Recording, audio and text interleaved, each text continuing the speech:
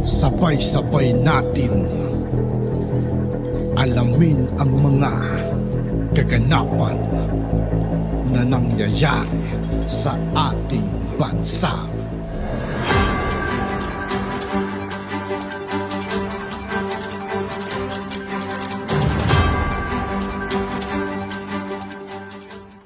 Yo, what's up mga kaibigan? This is Aitoki po again. Ngayon nandito naman ulit tayo sa channel ni News PH. Dito naman ulit tayo magbibigay ng komento at reaksyon. Kaya samahan nyo ako guys, let's go! Harry Roque, ba mabigat po to. Ang pakikipagtulungan po sa ICC, kahit po tayo ay hindi na miyembro, yung pong papapasukin natin o kaya ay ipapahuli natin, no? Kung magbibigay po yung ICC ng warrant of arrest kay Pangulong Duterte at ipapahuli po ng ating pamahalaan, impeachable offense po to, no? Ayan. So, ayon kay Harry Roque, pagdating po sa International Criminal Court, si Harry Roque ang kaisa-isa. Ulitin ko po. Si Harry Roque ang kaisa-isa na abogado na certified na pwedeng humarap sa ICC. Hindi pala lahat ng abogado pwedeng humarap. Opo. Siya po ang kaisa-isa sa Pilipinas. Ay grabe pala. Kaya pag nagsalita si Harry Roque tungkol sa mga ICC, makikinig tayo.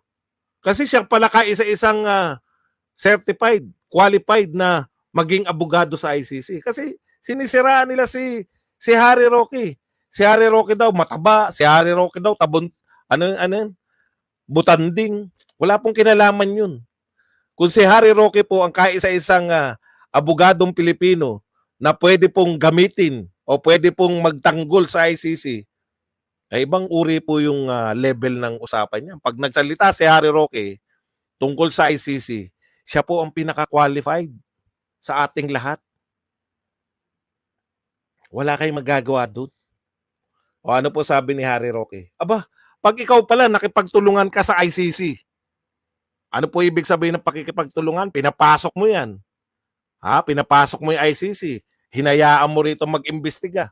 Tapos pag naglabas yung ICC katulad ng Russia, kay Putin na naglabas yung ICC ng warrant of arrest, tumulong ka para maaresto yung iwawarrant nila dito sa Pilipinas. Hindi naman tayo member. Hindi tayo under jurisdiction. Aba, pwede palang impeach yan. Impeachable offense pala yan. O yan ang real talk. Yan po ang maliwanag na paglabag. Hindi po yung katulad ng ginawa sa SMNI na bago mag-conduct ng preliminary investigation ng NTC, sinuspend na. Yari kayo pagdating sa Court of Appeals niyan. Titignan natin. Sana may danyos, no? O sana tanggalin na yung NTC. Pagka napatunayan na kayo, pero yun imbestigahan pa lang. Kaya po, sa madaling salita mga kapatid, nakakaawa. Naawa rin po ako kasi minsan natin naging kakampihan. No? Ang taas ng level nung ni Pangulong Duterte. Ang taas po ng level ng sinundan. May hindi nyo masisisi kung ang sinundan ni Pangulong Marcos ay si Pinoy. Baka may pagmalaki talagang mga projects. Pero si Pangulong Duterte po yung sinundan. Di ba? Ang mahirap, hindi na lang umamin na nagsisimula pa lang kami. Maunawaan pa namin pa lang, 1.5 taon pa lang ang administrasyon ng mga Marcos. Ipinoporma pa lang namin yung mga dapat gawin. Wala pa tayong ganong proyekto kasi nagsisimula. Mauunawaan pa namin. Pero pag malakihan nyo kagad kaming mga vlogger na iiyak daw yung mga DDS dahil nagbabayad ng utang si Marcos. Iiyak daw yung mga DDS dahil nakapag-uwi ng 4 trillion. Yun lang po ang dalawa nilang pinagmamalaki. Nakakaawa po. Wala pong napababa yung presyo ng bigas. Wala pong nakapagtayo ng mga malalaking proyekto. Katulad po na kay Pangulong Duterte. Mayat-mayat, di ba? Nalulula tayo.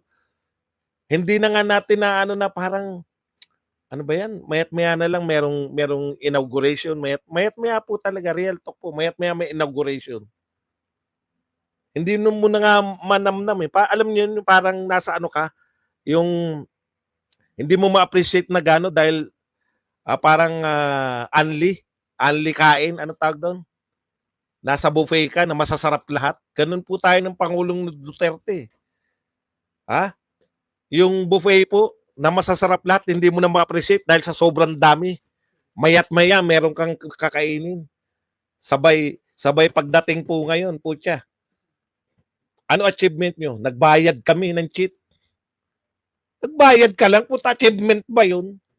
Umutang ka, natural babayaran mo. Kailan pa naging achievement? Kailan, hindi nila maipagmalaki yung EDCA sites.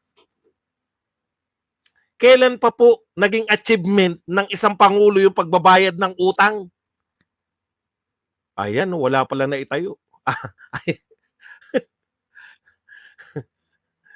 Well, di ba? So, hindi na natin matandaan yung dami ng mga inaatinan ni PRRD ng mga inauguration ng mga natapos na proyekto. Ngayon po, halos wala po. Lalo na ngayon 2023. Bayad na nga lang ng utang eh. Buti pa ng 2022.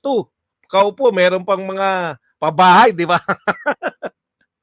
Meron pang pabahay nung unang taon eh. Ngayon, miski yung pabahay, wala na rin eh.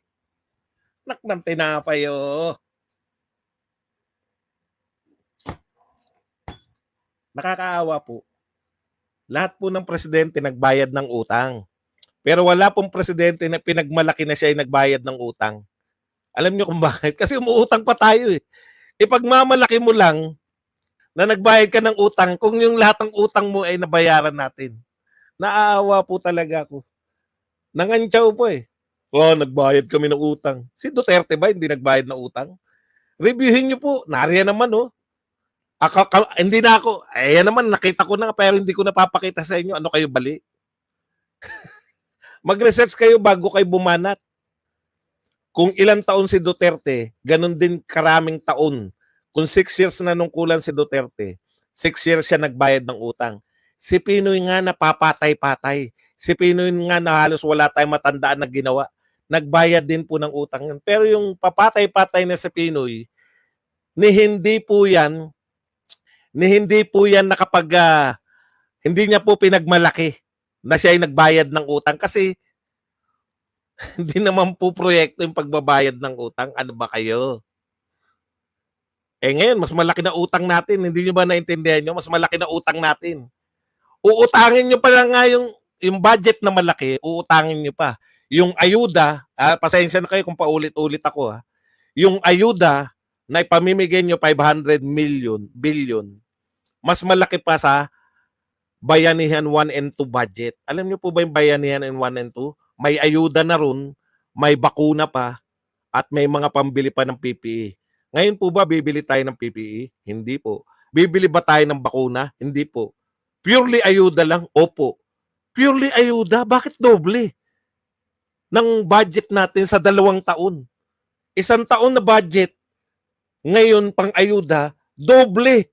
Sa 2 taon na may ayuda na, may PPE pa, may bakuna pa. Doble-doble pa. Saan gagamitin? Ewan ko. Your hula is as good as mine. Pero nahuhulaan nyo kung saan gagamitin, no? Okay. Hanggang dito na lang. Tapos na. At yun nga po mga kaibigan, dito po nagtatapos ang ating reaction video. Muli ako po si I2K ng Sundalo ng Donggalo. Maraming salamat sa patuloy na pagsuporta. Yeah. Peace out. Happy New Year mga kaibigan.